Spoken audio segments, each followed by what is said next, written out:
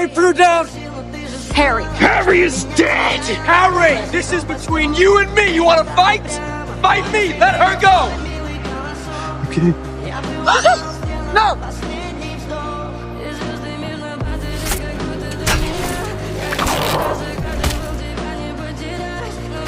Gwen. Hey.